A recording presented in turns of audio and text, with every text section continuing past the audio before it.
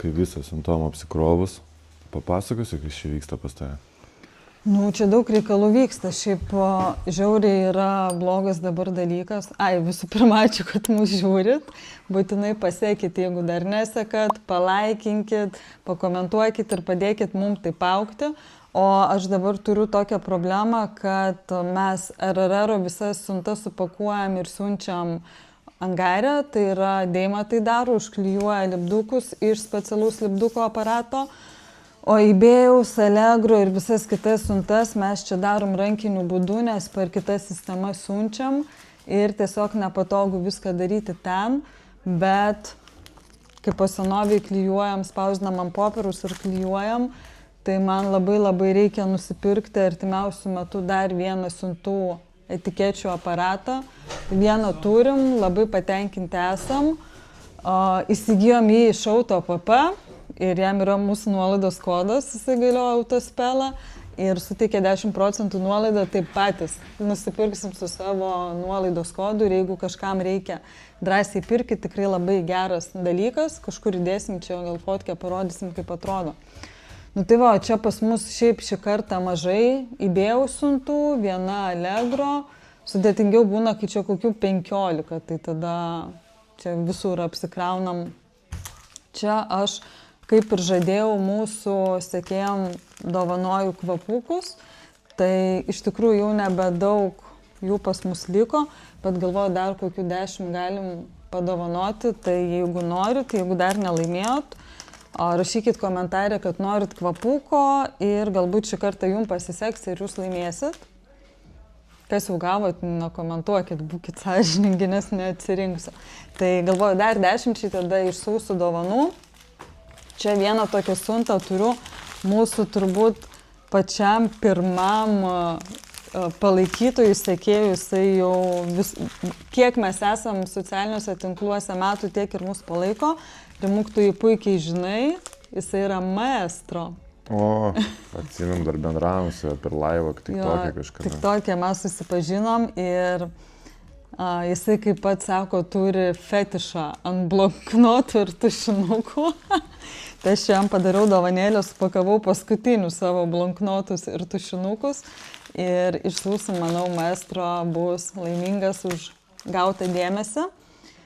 Tik dabar reikės patiems susiveikti vėl kažkur bloknotų ir tušinukų. Tai va, turbūt tiek su siuntom. Kas ten? Čia? Aha. Čia tai aš noriu, žodžiu, sugalvau, kad aš noriu ilgai ir nuobodžiai erzinti heiterius, tiek mūsų, tiek Hado, ir vis išbandinėsiu naujas priemonės. Tai jau išbandėm DPF padėjo mano kuškiai, išbandėm į chuligankę supylėm kūro sistemos valiklį, o čia dabar noriu pabandyti ant Deimantės TFSI, kuris tikrai neryja tepalų, padaryti, kad tikrai nerytų tepalų. Šitą procedūrą liaudiškai koksavimas vadinasi, nežinau kaip taisyklingai, tai vat išbandysim.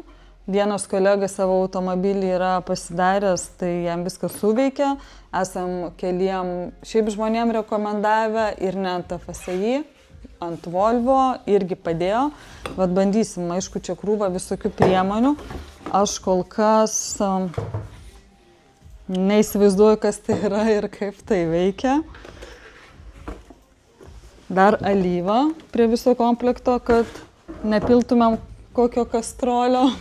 Žodžiu, visas komplektukas, tai bandysim Deimai atlikti tą procedūrą.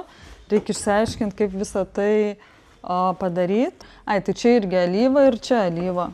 Jo, nes jei 5 litrai telpa, tai 4 litrai, litras ir čia 2 priemonės. Ir gavom Hado lipduką, kur juokiamės. Pakabinsim, priklijuosim Angarę prie kastrolio bačkos. Nu, reikiagi visiems draugauti, ne? Nu tai va, tai kol kas tie, ko mes jaučiu, gal einam pasižiūrėsim, kas pas mus ardyme vyksta. Ką manai, Rimuk? Varam, aš dar galvoju, gal padaryti kokią ant sienos vietą visų mūsų draugų lipdukų. Jo, galim. Davai, gera mintis. Rimtai. Draugai, būsimi draugai, servisai, pardavėjai įvairių Nesvarbu, kuo sričių. užsiemat, jeigu turit lipdukus, siūskit. Svarbu, kad tautos srity būtų. Siūskit savo lipdukus, rimtai padarysim kažkokią sieną, kur klijuosim viską. Bus visiems smagu ir faina. O paskui jums išstatysim sąskaitą už kiekvieną lipduką po 100 eurų į mėnesį. Juokauju, tiesiog siūskit, draugausim. Tai va, leikiam.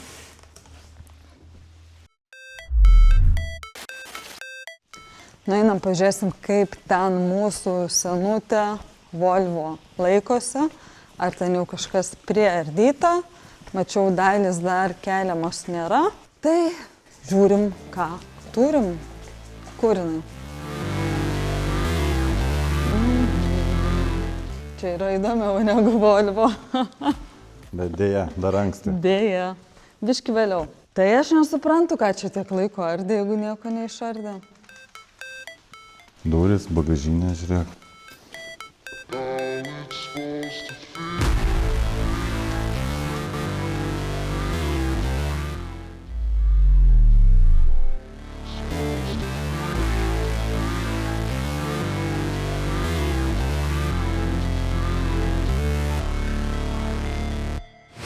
Never break, always fight, never quit, do it right, play the game, win it life, have no shame, there's no time, feel the pain, live the grind, I could change, in my mind, pick a lane, commit and climb, the only way to win it life, I never miss, that's fact, taking big swings, bitch, hand me the bat, put me in the ring, you'll go out in a bag, cause I sing what I mean and I bring it to the mad light, ain't got time to kill, I got time to feel, I took the red pill, I know life's short so I wanna live real, but how's it supposed to feel?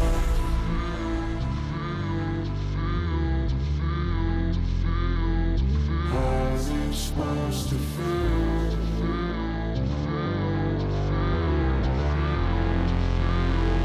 How's it supposed to feel?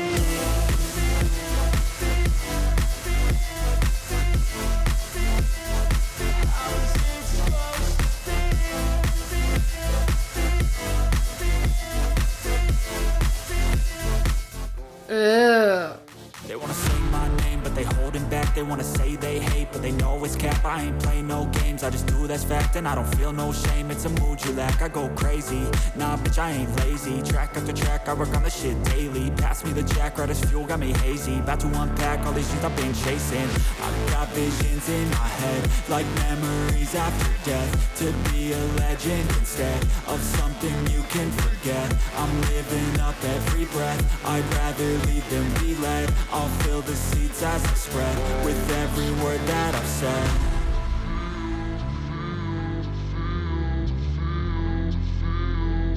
How's it supposed to feel?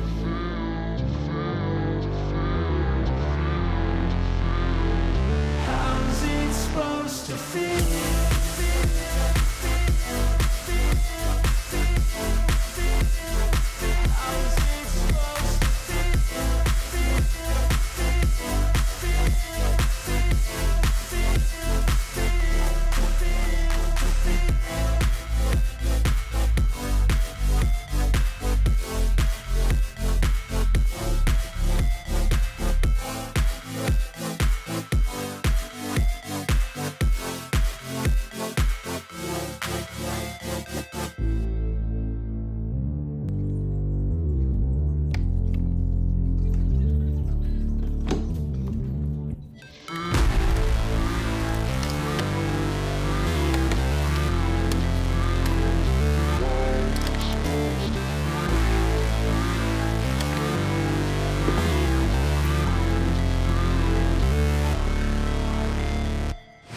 Never break, always fight, never quit, do it right, play the game, win it life, have no shame, there's no time, feel the pain, live the grind, I could change, in my mind, pick a lane, commit and climb, the only way to win it life, I never miss, that's fact, taking big swings, bitch, hand me the bat, put me in the ring, you'll go out.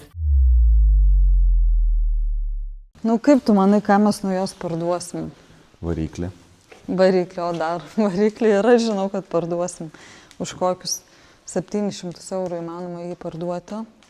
Nežinau, čia tipo feisas kažkoks skaitosi, tai gal kažkas ir prasiduos, va bamperis gal pusė velnio priekinis, nėra samarėzais prisuktas, gal sveikas.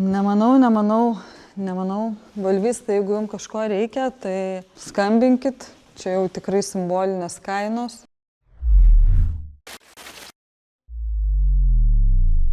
Play the game, win it life, have no shame, there's no time, feel the pain, live the grind, I could change, in my mind, pick a lane, commit and climb, the only way to win it life, I never miss, that's fact, taking big swings, bitch, hand me the bat, put me in the ring, you'll go out in a bag, cause I sing what I mean and I bring it to the mad light, ain't got time to kill, I got time to feel, I took the red pill, I know life's short so I wanna live real, but how's it supposed to feel?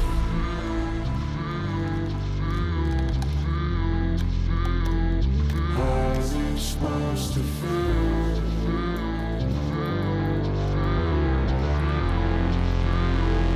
How is it supposed to feel? How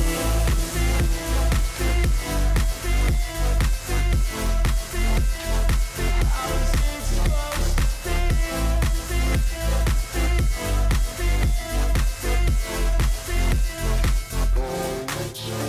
They wanna sing my name, but they holding back. They wanna say they hate, but they know it's cap. I ain't play no games, I just do that's fact. And I don't feel no shame, it's a mood you lack. I go crazy, nah bitch I ain't lazy. Track after track, I work on the shit daily. Pass me the jack, right as fuel, got me hazy. About to unpack all these things I've been chasing.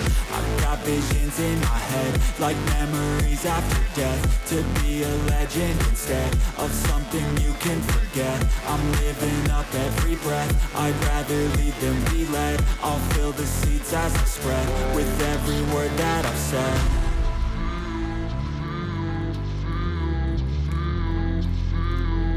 How's it supposed to feel?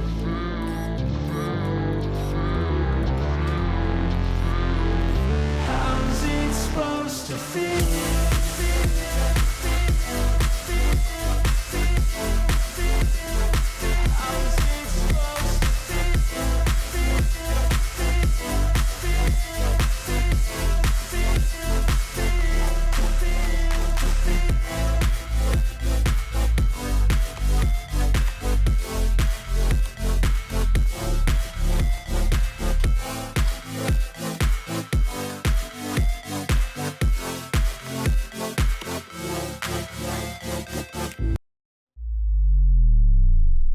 Koks gražus prietaisų skydelis.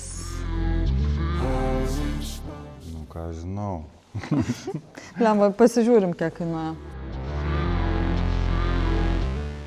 Šiaip nesu Volvo mėgėja, labai nesu, bet Volvo turi vieną pliusą. Ant akumuliatoriaus? Ne, tai dar vieną. Ant vaistinėlės? Nu ir dar vieną. Pliusinį laidą? Kad viskas labai paprasta su jų kodais. Tuoj pasižiūrim.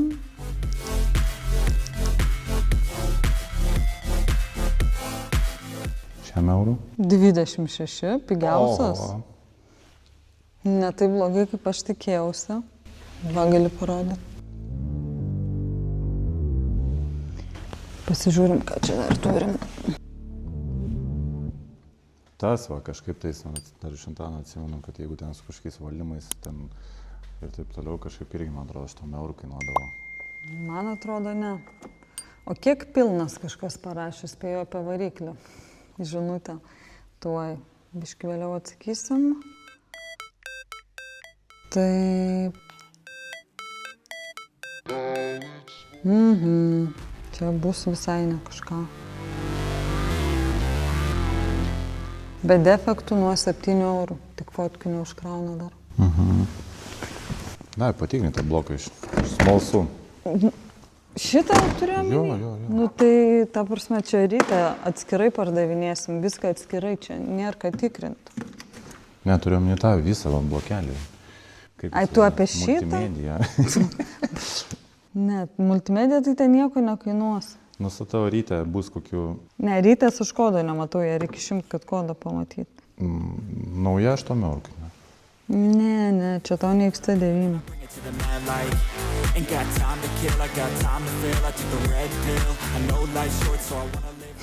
Šitie garsai buvo.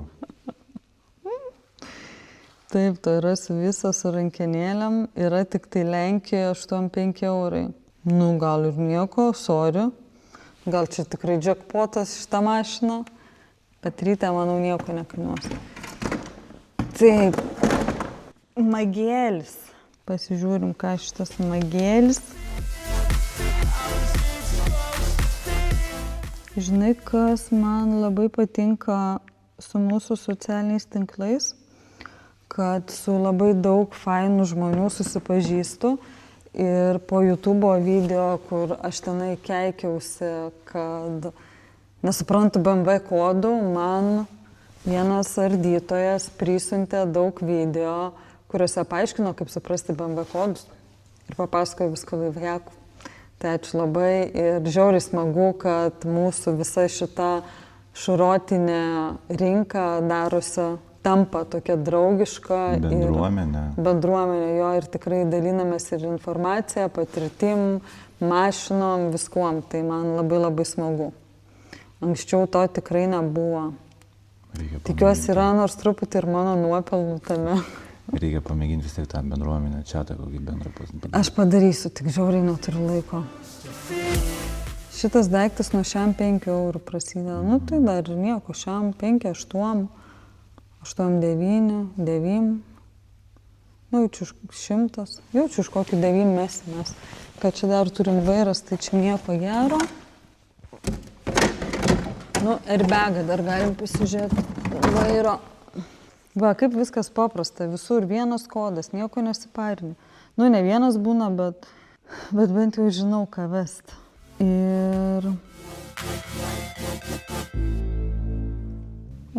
Klausimą turiu, o jeigu dingtų visos markės automobilių, liktų tik Volvo, kokį modelį pasirinktum gyvenimui? Nu, blemba. Airbagai nuo 10 eurų. Tu čia rimtai? Čia nenormalus klausimas. Kas ateina į galvą, XH? Ne. Pasirinkčiau XC9, nes jinai komfortiškiausia ir pravažiausia. O tu? Volvo. Ką pasirinkčiau? 7 kiam dyzelinę. Ne, aš tai ne, man reikia komforto ir saugumo. Taip, tai... dar norėjau, dėl BMW prisiminiau, vienas žmogus labai ten komentavo, kad pas mus kainos kosminės, kaip šroto ir panašiai, kur aš ten pasakau, už kokias kainas mes pardavom dalis. Tai jo, tikrai pigiau galima nusipirkti visur ant kiemų, kur vaikai ardo ten tos visus betmenus, tai faktas, bet tas video buvo būtent apie parduotas dalis ir už kokią kainą jos parduotos, tai jeigu jos parduotos, tai matyt, tai buvo rinkos kaina.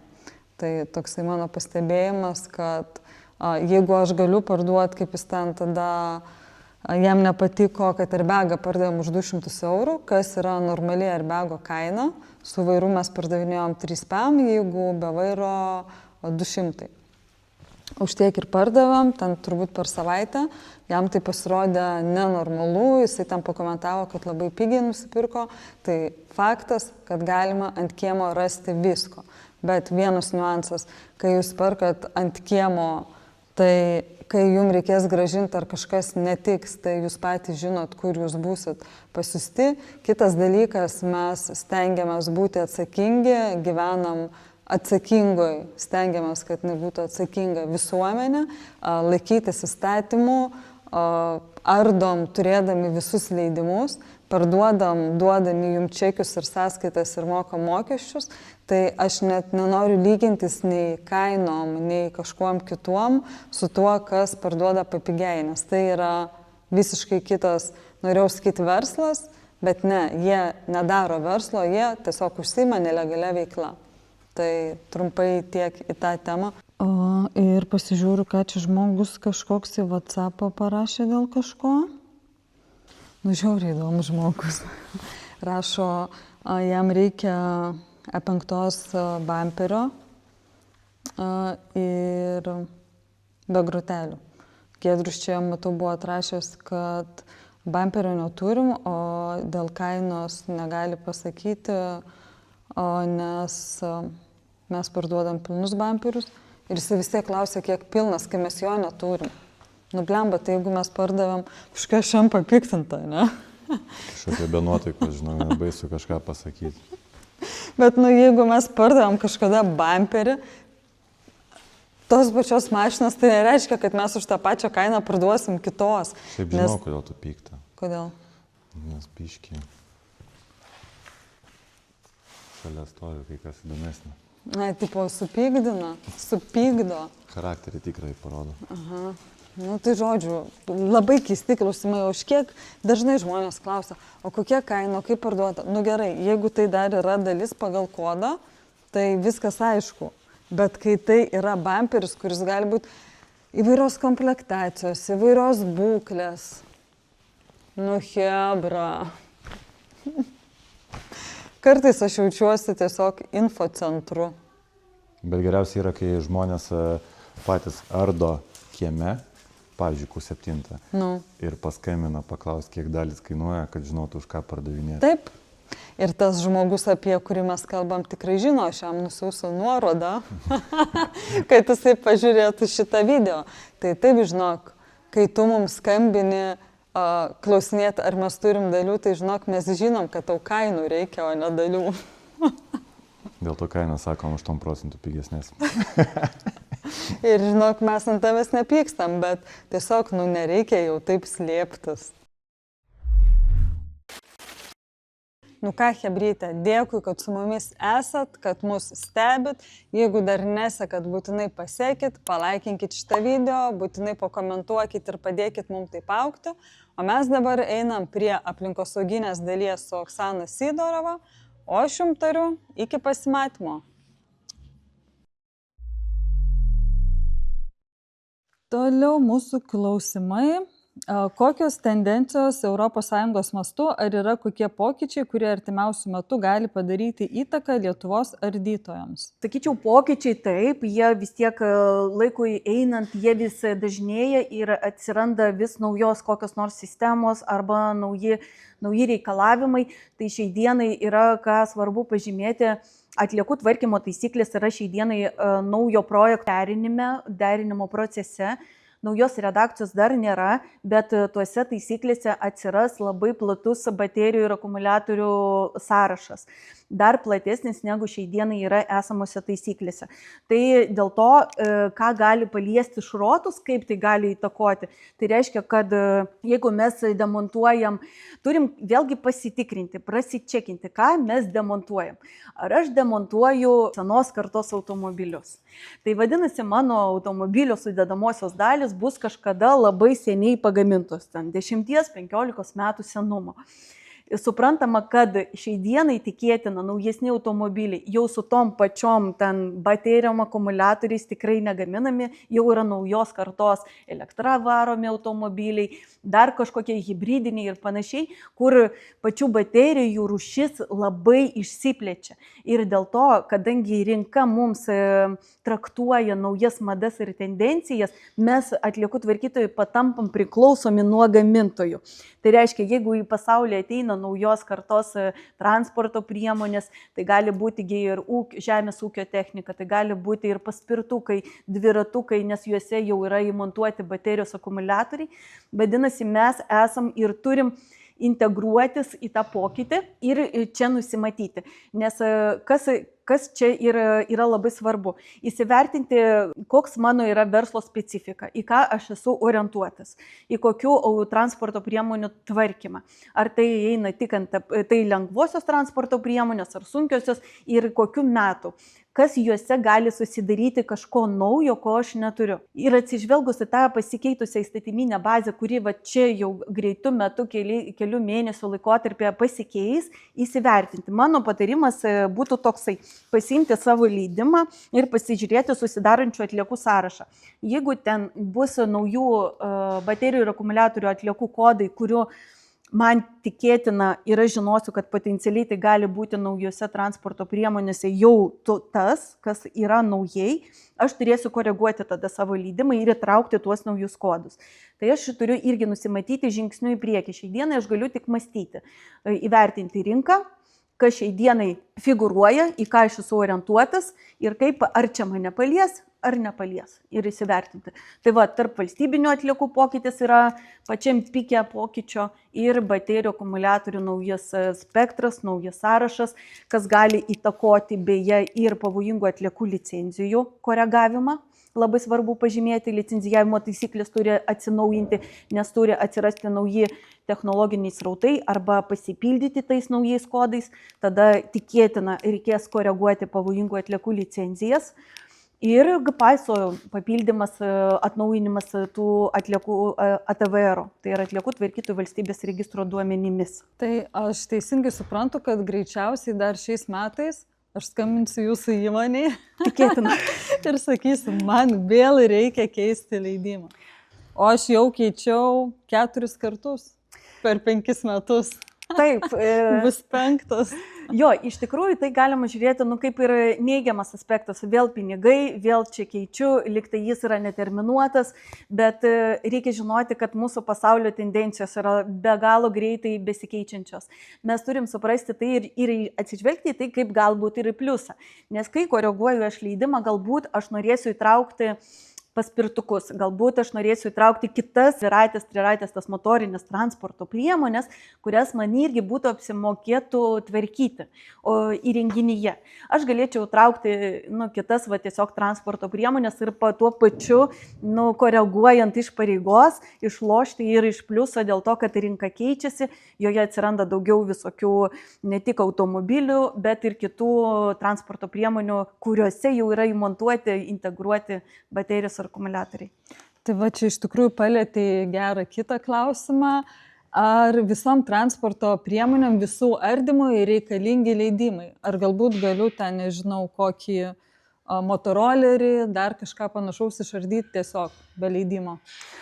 Taip, atsakant į šitą klausimą, tai tikrai iš vienos pusės nuvilsiu arba pasakysiu tiesą, mano tiesa tiesiog gali būti skaudi, bet geriau žinoti, taip, bet kam, kas yra patampa atlieka ir jeigu aš ją noriu tvarkyti, aš turiu turėti leidimą. Kaip pavyzdys tai galėtų būti, pavyzdžiui, jeigu tai yra motoroleris ir aš esu servisas, aš jį paremontuoju. Man atveža motorolerius ir aš atlieku tam tikrą tiesiog aptarnaujančią funkciją, pakeičiu detalėmis, aš kaip ir neardau ir neutilizuoju to motorolerio arba susidarančių dalių. Bet mano tikslas yra paremontuoti ir atiduoti tolimesniam jo naudojimui. Tai aš nesu dar atliekų tvarkytojas, bet kai aš priimu iš, pavyzdžiui, gyventojų arba verslo arba įvežu į Lietuvą motorolerį ir mano pagrindinis tikslas yra jį demontuoti, atskirti ir tas susidarančias dalis atiduoti atliekų tvarkytojui, aš esu atliekų tvarkytojas ir aš privalau turėti leidimą. Tik bus klausimas, vėlgi ir patikslinimas, kad NTP taisyklės galioja ne įvairiom kategorijom transporto priemonėms. Reikia identifikuoti, ar tai yra priekaba, ar tai yra dviratė, keturratė, kokios klasės, ar tai yra lengvasis ar sunkvežimis, kokia kategorija, raidytė ten, atitinkama raidė reiškia tą kategoriją ir identifikavus tai, leidime yra patikslinama, ką aš konkrečiai galiu tvarkyti ir ardyti. Vieni atliekų tvarkytojai yra orientuoti į žemės ūkio techniką, tada jų leidimuose patikslintas pavadinimas susideda iš ten jau tiesiog yra bazinis pavadinimas ir tada patikslinamasis pavadinimas. Bet skirtumas koks yra, kad jis gali kažko mažiau turėti galbūt negu gal automobilis paprastas ir turėti galbūt, pavyzdžiui, padangų dydžiai gali skirtis, vėlgi tada zonos turi būti gal ten kitokius. Pobūdis yra iš esmės tas pats, tvarkymo būdas yra tas pats, bet jis privalo vis tiek vadovautis NTP taisyklėmis. Dar pasitikslinsiu, ar teisingai suprantu, kad aš kaip įmonė galiu būti tokiam variante, kur galiu ardyti tik lengvuosius automobilius, galiu, pavyzdžiui, kitas variantas ardyti, tarkim, dviratės priemonės ir lengvuosius, o galbūt galiu ardyti viską, bet visa tai priklauso nuo dokumentų, kas juose ten kokie skaičiukai įrašyti. Taip, visiškai teisingai ir tada atsižvelgiant į tai, kad aš noriu daug, pavyzdžiui, turėti, aš turėsiu ir savo patalpas padėlioti taip, kad visų rūšių transporto priemonėms čia užtektų vietos, net ir tada, jeigu verslas sakytų, Šiandien netvarkau sunkiasvorių transporto priemonių, tų mašinų, tai mano zonos bus, pavyzdžiui, visos detalėm užstatytos. Taip negalima. Jūs dėl to ir yra rizika, kad leidime tada iš karto turi būti viskas aprašyta su ta jūsų noru.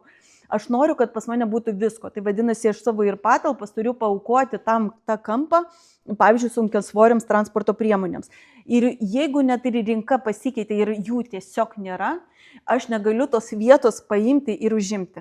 Nes leidime bus nusižengimas leidimo sąlygoms. O leidimo sąlygos tai yra atliekų laikymo zonų planas. Supratau.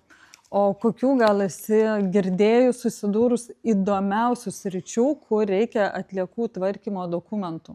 Nebūtinai su automobiliais apskritai. Jo, čia vienas iš tokių gal labai keistų buvo, net buvom pasimetę, iš tikrųjų, ar tikrai čia reikia leidimo, kai buvo vandens skaitliukų demontavimo įrenginys. Labai smulkus liktai ir gaminys, bet verslas, kadangi tikriausiai vėlgi paklausa, skaitliukai irgi keičiasi ir mes tą galim irgi kaip gyventojai pajusti, nes vis pas mum atvažiuoja ir skaitmenizuoja juos, senus utilizuoja, tai kažkam juos reikia tvarkyti, kažkas matė tą nišą iš skaitliukų tvarkymo irgi turėti. Tai buvo toks atvejis, kai skaitliukų demontavimo įrenginys buvo vienas iš smulkių, bet atliekų tvarkytojų. O sudėtingas procesas buvo leidimo gavimo? Jis dėja yra tas pats, kaip ir bet kokiam atliekų tvarkytojui. Čia yra skaudi teisinė, sakyčiau, galbūt spraga, ką galima būtų tikrai tobulinti ir atskirti. Tai tokius smulkius atliekų tvarkytojus kaip ir šrotus, aš sakyčiau, pridurčiau juos prie smulkesnio atliekų tvarkymo sektoriaus negu sąvartynai arba turinčius labai didelius gamybos pajėgumus, kur mes galim matyti jau kalnus metalo laužo teritorijose. Tai aš jiems palengvinčiau tą visą procesą, bet dėja mūsų įstatyminė bazė visiems yra vienoda. Ir va čia yra liūdnoji ta dalis jo. Tai va, mums dar ne taip blogai. Šrotam yra kam blogiau. Jo.